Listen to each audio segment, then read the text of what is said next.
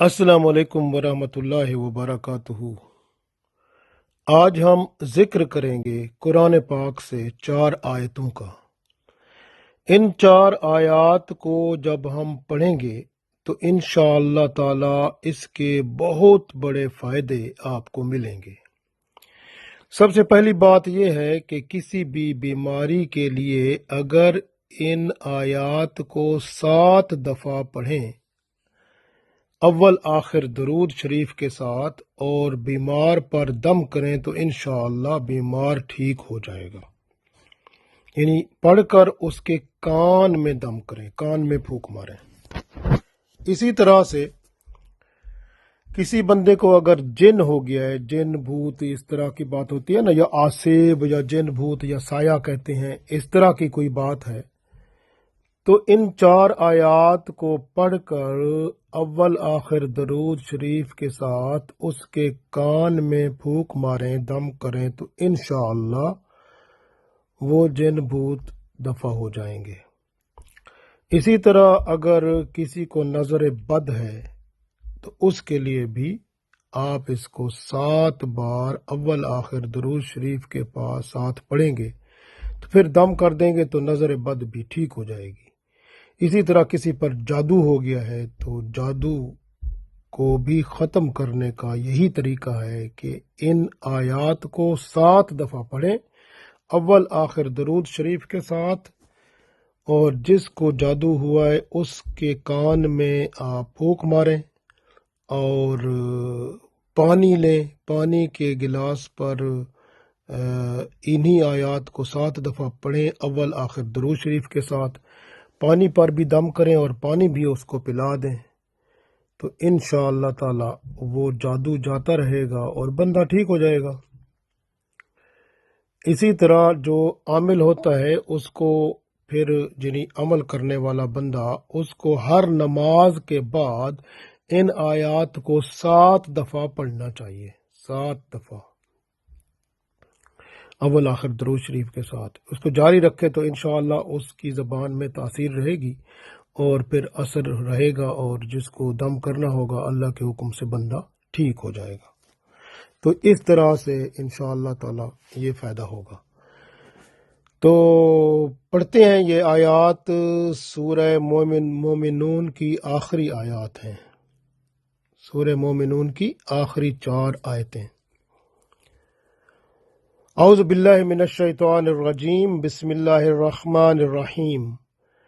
افحسبتم انما خلقناکم عبثا وانکم الینا لا ترجعون فتعالی اللہ الملک الحق لا الہ الا هو رب العرش الکریم ومن يدعو مع اللہ الہا آخر لا برہان له به فإنما حسابه عند ربه إنه لا يفلح الكافرون وقل رب اغفر وارحم وأنت خیر الراحمین۔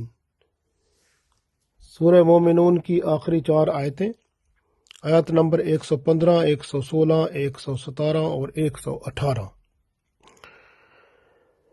اعوذ باللہ من الشیطان الرجیم، بسم اللہ الرحمن الرحیم۔ افحسبتم انما خلقناکم عبثا وانکم الینا لا ترجعون فتعالی اللہ الملک الحق لا الہ الا هو رب العرش الکریم ومن يدعو مع اللہ الہا آخر لا برہان له به فإنما حسابه عند ربه إنه لا يفلح الكافرون وقل رب اغفر وارحم وأنت خیر الراحمین۔ اب اس کا ترجمہ پڑھتے ہیں۔ افحسبتم، کیا تم خیال کرتے ہو، انما خلقناکم عبثا، کیا ہم نے تمہیں بیکار پیدا کیا ہے۔ عبثا کا مطلب بیکار، خلقناکم ہم نے تمہیں پیدا کیا۔ افحسبتم انما خلقناکم عبثا، کیا تم خیال کرتے ہو کہ ہم نے تمہیں بیکار پیدا کیا ہے۔ وَأَنَّكُمْ إِلَيْنَا لَا تُرْجَعُونَ، کیا تم ہمارے پاس لوٹ کر نہیں آؤ گے؟ یعنی قیامت کے دن دوبارہ اللہ کے پاس آنا تو ہے نا، تو اللہ فرما رہا ہے کیا تم ہمارے پاس لوٹ کر نہیں آؤ گے؟ فَتَعَالَى اللَّهُ الْمَالِكُ الْحَقُّ، فتعالی کا مطلب بہت ہی اعلیٰ ہے، بہت ہی بلند و بالا ہے اللہ جو ہے، فتعال اللہ، اللہ تو بہت ہی بلند مرتبہ ہے، مالک الحق، مالک وہ بادشاہ ہے، حق حق کا بادشاہ ہے، یعنی سچا بادشاہ ہے، اصل بادشاہ حقیقی تو وہی اللہ ہی ہے۔ فتعال اللہ المالک الحق، پس اللہ تعالیٰ جو بلند و بالا ہے، حقیقی بادشاہ وہی ہے، لا الہ الا ہو، اس کے سوا تو کوئی عبادت کے لائق نہیں۔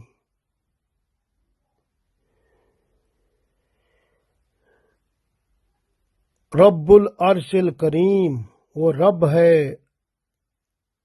عزت والے عرش کا مالک ہے، عزت والا عرش یعنی تخت، عزت والے تخت کا مالک ہے۔ وَمَن يَدْعُ مَعَ اللَّهِ إِلَٰهًا آخَرَ،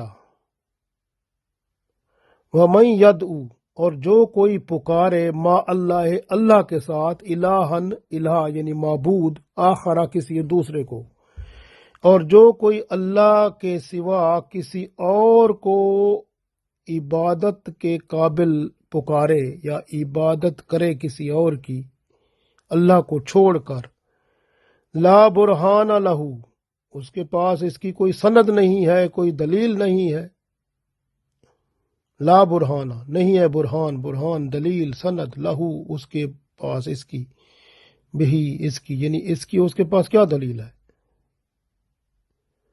فَإِنَّمَا حِسَابُهُ، پس اس بندے کا جو حساب ہے، عند ربہ اس کے رب کے پاس محفوظ ہے، انہو بے شک وہ اللہ جو ہے، لا یفلح الکافرون، لا یفلح فلاح نہیں دے گا، کافرون کافر ہے، ان کو کافروں کو فلاح نہیں ملنے والی۔ وَقُلْ رَبِّ اغْفِرْ، اور دعا کیا کریں کہ اے میرے رب مجھے بخش دے، ورحم اور رحم فرما، وَأَنْتَ خَيْرُ الرَّاحِمِينَ، اور تو ہی سب سے بڑھ کر رحم کرنے والا ہے۔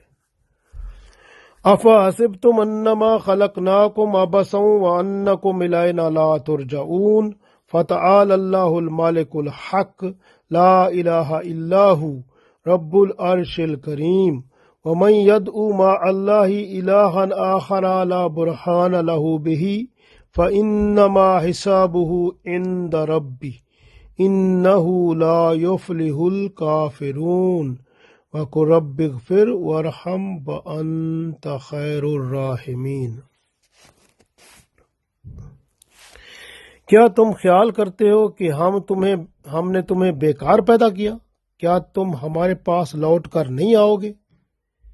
پس اللہ تعالیٰ جو بلند و بالا ہے، حقیقی بادشاہ ہے، اس کے سوا کوئی عبادت کے لائق نہیں، وہ عزت والے تخت کا رب ہے، اور جو اللہ کے ساتھ کوئی دوسرا معبود پکارے جس کی کوئی دلیل نہیں، کوئی سند نہیں، پس بے شک اس بندے کا حساب اس کے رب کے پاس موجود ہے، بے شک وہ جو کافر ہیں وہ فلاح نہیں پائیں گے۔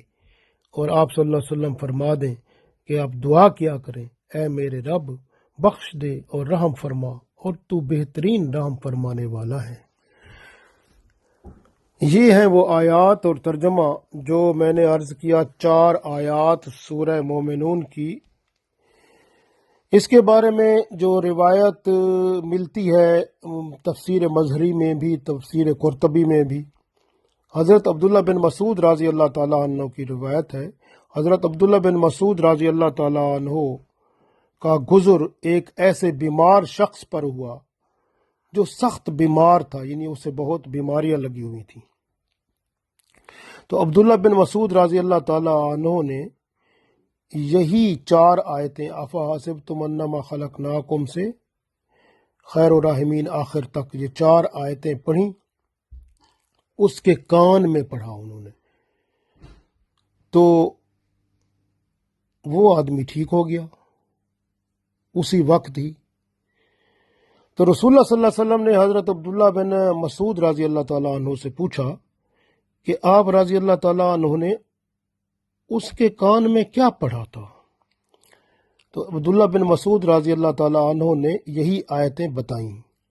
تو رسول اللہ صلی اللہ علیہ وسلم نے فرمایا، قسم ہے اس ذات کی جس کے قبضے میں میری جان ہے، اگر کوئی آدمی جو ایمان والا ہو یہ آیتیں اگر پہاڑ پر بھی پڑھے تو پہاڑ اپنی جگہ سے ہٹ جائے، یعنی اسے راستہ دے دے۔ تو پہاڑ بھی راستہ دے دیتا ہے، یہ اتنی بڑی اس کی تاثیر ہے۔ تو اس لیے یہ آیتیں حتیٰ کہ پہاڑ جتنی مصیبت بھی بندے پر آئی ہو نا، تب بھی ان آیتوں کو پڑھے تو اللہ تعالیٰ اس کو بھی ٹال دیتا ہے۔ جادو جو بہت سخت ترین ہو، چاہے پہاڑ سے بھی زیادہ بندے کے اوپر بوجھ ہو، تو اللہ تعالیٰ اس جادو کو بھی اس کے ذریعے سے ختم کر دیتا ہے۔ اسی طرح جنات کا اثر ہو، آسیب کا اثر ہو، وہ سب ختم ہو جاتا ہے۔ بیماری بہت خطرناک ہو جو بالکل ختم نہ ہونے والی ہو تو وہ بھی ختم ہو جاتی ہے، لیکن اس کو پڑھ کر بندے کے کان میں پھونک مارنا ہوتا ہے، تو انشاءاللہ پھر اللہ کی رحمت سے وہ معاملہ ٹھیک ہو جاتا ہے۔ تو اس لیے اللہ کے قرآن میں ہر چیز کی شفا موجود ہے، ہمیں بس کوشش کرنی ہے، وہ ڈھونڈنی ہوتی ہے، تو اللہ تعالیٰ کی رحمت سے مل جاتی ہے جب بندہ کوشش کرتا ہے۔ تو لہٰذا اللہ تعالیٰ کے اس کلام سے اپنی مشکلات کو حل کیا کریں اور اللہ سے مدد حاصل کیا کریں۔ اللہ بہت مہربان ہے اور وہ ہماری تکلیفوں کو بہتر جانتا ہے، اور اس کو شفا دینا بہت خوب آتا ہے، اور بڑا ہی خوش ہوتا ہے جب بندہ اللہ کو یاد کرتا ہے، خاص طور پر مشکل کے وقت، مصیبت کے وقت، تکلیف کے وقت، تو پھر اللہ اس پر اپنی رحمت ضرور نچھاور فرماتا ہے۔ اللہ تعالیٰ سے دعا ہے کہ ہمارے ہر معاملے میں ہر طرح سے آسائش اور آسانی پیدا فرمائے اور دنیا کی زندگی بہتر بنائے، تاکہ آخرت میں ہم اللہ کے نیک بندوں کے ساتھ جنت میں داخل ہو جائیں۔ آمین۔